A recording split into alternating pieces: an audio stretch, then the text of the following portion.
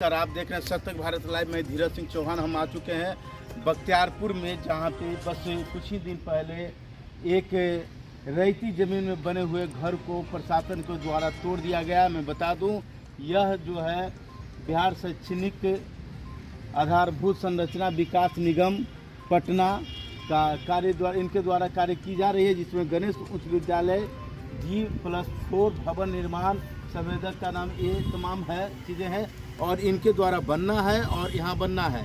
लेकिन यहाँ पे कुछ ऐसे भी ज़मीन है, कुछ ऐसे भी मकान है जिसे प्रशासन के द्वारा एकदम सैकड़ों की संख्या में फोर्स बलपूर्वक मकान को तोड़ दिया गया है। और हम विशेष जानना चाहेंगे कि किस तरह से यहाँ मकान तोड़ी गई है और क्या हाल है यहाँ के उन मकान वालों को कि जिस मकान में वो रहते थे और प्रशासन के द्वारा तोड़ दी गई है। आ चुके हैं उस जगह पे जहाँ पे इस मकान को प्रशासन के द्वारा तोड़ा गया है। और मैं बता दूं कि इस मकान को तोड़ने में कहीं ना कहीं प्रशासन को यह लग रहा था कि यह मकान उनके अधिकार क्षेत्र में नहीं आता, क्योंकि जो भी मकान या कोई भी ऐसे चीज़ जो जहाँ पे अतिक्रमण की जाती है सरकार की ज़मीन पे, वहाँ पे आसान तरीके से 1 या 2 नोटिस देकर उस मकान को तोड़ा जाता है, विशेष कोई बलपूर्वक नहीं। लेकिन इस मकान में आखिर क्या खास बात था, क्या ऐसी वजह थी जिसके कारण बस 150 से अधिक फोर्स यहाँ पर आकर और इस मकान को तोड़ने में लगे और कई थानों की पुलिस यहाँ पे मौजूद थी और उन्होंने तोड़ा और तोड़ते तोड़ते अचानक रोकना पड़ गया। क्या वजह है कि ये मकान जो उनके अनुसार कि ये पूरे मकान है उनके सरकार के ज़मीन में है, उसके बावजूद भी अचानक रोकना पड़ा? तो तमाम जानकारी को लेते हैं, तमाम बातों को स्पष्ट आपके सामने हम रखते हैं कि आखिर क्या वजह है कि किस तरह के लोगों का मकान तोड़ा गया है। आखिर इस मकान को जो जिस तरह से नस्ता नाबूद कर दी गई है, इस मकान में रहने वाले लोग आखिर आज कहाँ हैं और किस हाल में जी रहे हैं, हम जानेंगे कुछ लोगों से। सर क्या नाम है? मेरा नाम संजीव कुमार सिंह है जी। क्या वजह है मकान का, क्या स्टोरी है सर? ये स्टोरी ये है कि हमारा कहा गया कि ये अतिक्रमणकारी है ये, जबकि हमारा ये ज़मीन 1933 में रजिस्ट्री है जी। 1933 से लेकर के आज तक का ऑनलाइन खाता और सारा रजिस्टर्ड टू में एंट्री भी है हमारा जी। उसके बावजूद अतिक्रमणकारी कहा गया। अब ये बताइए कि आप ये मकान कब बनी थी?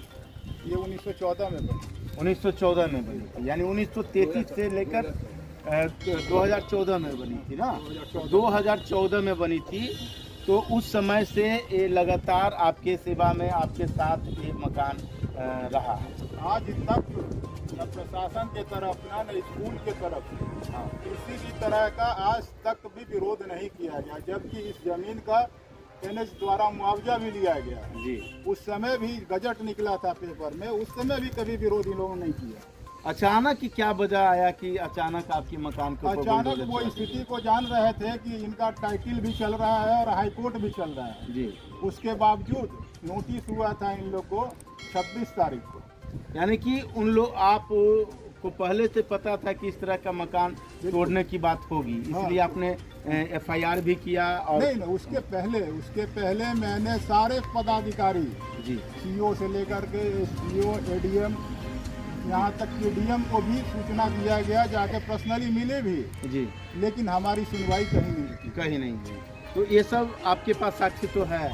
इस प्रक्रिया के बाद हमने न्यायालय का शरण लिया जी। मुझे मालूम हो गया था कि ये अफसरशाही हावी है, कुछ नहीं होना है, तोड़ देगा इन लोग मकान को, तब हम न्यायालय के शरण में गए।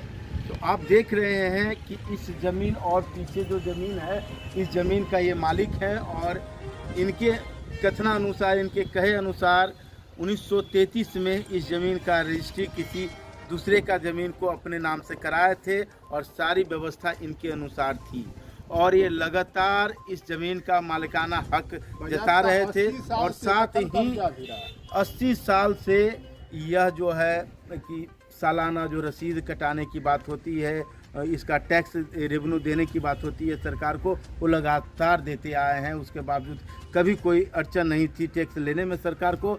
लेकिन आज क्या ऐसा बात हुई कि जिसके कारण से उन्होंने तोड़ दिया? मैं बता दूं, कुछ महिलाएं भी आए हुए हैं और मैं इनसे भी बात जानूंगा, क्योंकि ये महिला शायद इसी मकान का में रहने वाले हैं। क्या नाम है आपका? रेखा देवी। आपका घर कहाँ है? घर तो तोड़ दिया सब, कोई प्रशासन सब मिल के हमको। इसी में रहते थे? हाँ, इसी में रहते थे। कहाँ जाए अभी? हमको कोई मकान ही नहीं है कि हम कहाँ जाए। अभी अभी कहाँ रहते हैं आप लोग? किराया में रह रहे हैं, रोड पर रह रहे हैं।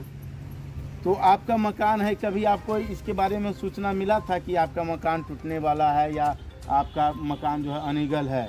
नहीं, हमको कोई सूचना हमको नहीं मिला था कि हाँ हम मकान टूटेगा। हमको घर सिर्फ खाली करने के लिए दिया गया था, तोड़ने के लिए नहीं दिया गया था। और अचानक तोड़ दिया? अचानक आके तोड़ दिया। हम लोग बहुत रिक्वेस्ट किए हैं कि हम लोग का बाढ़ में कोर्ट में हम लोग का अथी हुआ है, केस दर्ज होल है, हमको 8 तारीख तक रुक जाइए, लेकिन ये लोग नहीं माने। यहाँ तक के सीओ को बहुत बदमाशी हम लोग के साथ किया है। यहाँ रघुवीर प्रसाद सिंह हमसे पैसा मांगा था 1.5 लाख रुपया 8 बजे रात को आके। ये लोग हम पैसा नहीं देने पर ये लोग ऐसा काम किए, हमको बेघर बना दिए, रोड पर ला दिए। तो आप देख सकते हैं कि इस घर का एक सदस्य हैं और इनके द्वारा साफ अंचलाधिकारी महोदय के ऊपर भी कही जा रही है कि इन्होंने 1.5 लाख रुपया मांगा था, लेकिन जब 1.5 लाख रुपया नहीं दिया गया तो उसके कल होके ही यहाँ पर आकर इस मकान को नस्तो नाबूद कर दी गई है। मैं इस मकान आपका ही मकान, बेटी का मकान है, तो अब कहाँ रहती हैं बेटी आपका? हो गई, कहीं अवस्था नहीं है, रहने को कहीं अवस्था नहीं, बाल बच्चा लेकर के। तो आप देख सकते हैं कि महिलाओं का, इस तरह के लोगों का जो है अंदर से किस तरह से रो रहे हैं, जो आप देख सकते हैं। मैं बता दूं कि इनकी आवाज़ को उठाने वाले कोई नहीं है, हर किन्हीं को उन लोगों से डर है, उन व्यवस्था से डर है, प्रशासनिक व्यवस्था से डर है कि कहीं अगर इनकी रिपोर्ट चलाए, कहीं इनके पक्ष में आए तो हमें भी जेल न जाना पड़े। इस तरह की बात हम लोगों के सामने आई है और आपके सामने मैं दृढ़ता पूर्वक हम खड़ा हूं और इनकी दुख को, इनकी पीड़ा को हम आपके सामने रख रहे हैं। मैं सरकार से भी गुजारिश करूंगा कि इस तरह के लोगों को, एक तरफ उन लोगों को जिनका पहले से भी घर बना होता है उनको आवास योजना का लाभ दी जाती है और जिनका घर पहले से बना हुआ है उनको तोड़ दी जाती है। इस कैसी नीति है? आप ही का मकान था ना? कितने बच्चे हैं आपका? एक बच्चे हैं। तो अभी आप कहाँ रह रहे हैं? अभी तो हम ऐसे रेंट पे रह रहे हैं। रेंट पे रह रहे हैं। तो आप देख सकते हैं किस तरह की बातें हैं। सरकार से हम यही कहना चाहेंगे कि हमको घर दें, बना के घर दें, बस हम यही गुजारिश करते हैं। अब क्या करेंगे सरकार से? बहुत हम न्याय मांगे लेकिन कोई न्याय नहीं मिला सरकार की तरफ से। अभी भी हम न्याय मांगते हैं कि अपना घर टूट गया तो हमको घर बना के दें सरकार। हम आप रहने का जो आपको व्यवस्था है तो किसी प्रकार से तो गुजारा हो रहा है? हाँ, किसी पर गुजारा हो रहा है, लेकिन हमको न्याय चाहिए। हमको मकान दीजिए बना के, और नहीं तो हम लोग सारा परिवार आत्महत्या कर लेंगे। और इसके चलते आप सरकार को इसको जो भी हो, चाहे प्रिंसिपल हो, चाहे अपना जो भी थाना के दरोगा उरोगा है, सो अपना समझे ही बात को। यानी कि आप लोग इस तरह से हताश हो गए कि आत्महत्या की, ये तो बड़ी बुरा बात है। आत्महत्या नहीं करेंगे, बाल बच्चा लेकर के कहाँ जाएगी? कहाँ जाएगी लोग? कहीं का जाए, कोई तो रास्ता होनी चाहिए। हमारी बात नहीं सुनेंगे सरकार तो हम क्या, हम लोग सब मिल के वहाँ कहेंगे कि हम लोग मर जाएंगे, भूखे मर जाएंगे, लेकिन हमको दीजिए कुछ, इसके लिए हमारी मदद कीजिए। हम लोग सरकार से गुहार मांगते हैं कि हमारी मदद कीजिए, जैसे भी हो हमारा आवाज़ सुनिए और हमारी आवाज़ सरकार तक जाए।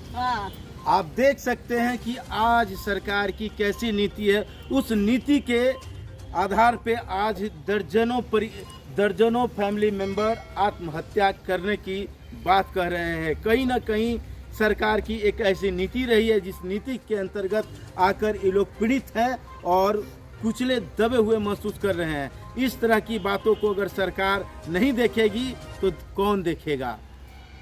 तो हम इसी क्रम में कुछ ऐसे भी हैं ज़मीन का मालिक है, तो आप ये बताएं कि इसके लिए जब आपकी ज़मीन, आपके बारे में आप सारा कुछ बता रहे हैं कि आपका रहा, तो इसकी सूचना प्रशासन को या उनके संबंधित अधिकारी को आप दिए थे?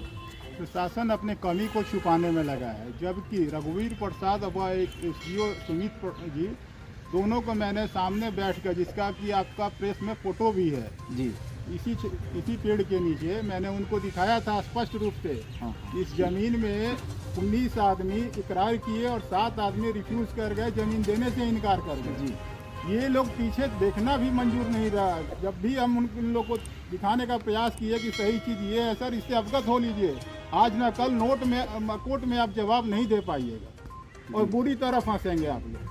अगर इस तरह की बातें हैं, अगर कोर्ट इस पर फैसला, क्या लगता है कि आप इस तमाम चीज़ों को लेकर आपके पक्ष में है, लेकिन अचानक इस तरह की वारदात हुई है, तो आप मुझे न्यायालय पे पूरा भरोसा जी। है, इसमें कहीं दो राय नहीं है। हाँ। कि पक्ष में ही, हमारे पक्ष में ही फैसला आना है। आज है, 4 दिन बाद है, 4 महीने बाद है, इसमें कहीं दो राय नहीं है।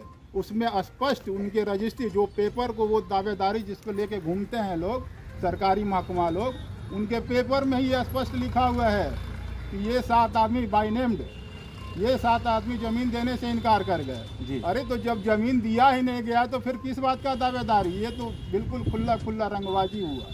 तो आप देख सकते हैं कि ये सारी तथ्य यहाँ पे स्पष्ट रूप से है कि इनका जो डिसीजन हुई थी, जिस समय विद्यालय के लिए ज़मीन डोनेशन की बात कही जा रही थी, तो उस समय डोनेशन करने वाले में से 19 लोगों ने इस ज़मीन को अन्य ज़मीनों को डोनेट किया था, लेकिन ये ज़मीन, जिस ज़मीन के ऊपर तोड़ फोड़ की गई है, उस ज़मीन के जो ऑनर थे उन्होंने साफ तौर पे इनकार कर दिया था इस ज़मीन को डोनेट करने के लिए, जिसके लिए लिखित विवरण भी इनके अनुसार है। मैं वो लिखित विवरण भी आपको हम इसी वीडियो में दिखाएंगे, और लिखित विवरण रहने के बावजूद भी किस तरीके से तोड़ा गया है, मैं आपको चारों तरफ का नज़ारा हम आपको दिखाना चाहेंगे।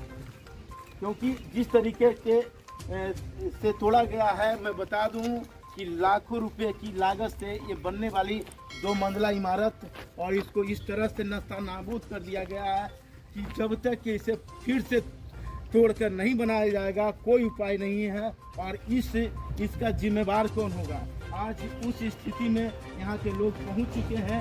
आज उस स्थिति में इस मकान के रहने वाले मालिक और रहने वाले जो भी व्यक्ति थे, आज वो आत्महत्या करने की बात कहते हैं। तो आप देख सकते हैं ये मकान के चारों तरफ का इलाका। मैं बता दूं कि यहाँ पे गणेश हाई स्कूल भी है, और इसके जस्ट बगल में उसकी एक बाउंड्री है जो सरकार के द्वारा बनाई जा रही थी, जो वहाँ तक ही रोक दिया गया, क्योंकि इनका भी कहना है कि इस सामने से इस तरफ इनका ज़मीन है और उस तरफ किन्हीं और का है। तो तमाम चीज़ सामने आने के बावजूद भी यहाँ पे तोड़ फोड़ की गई है।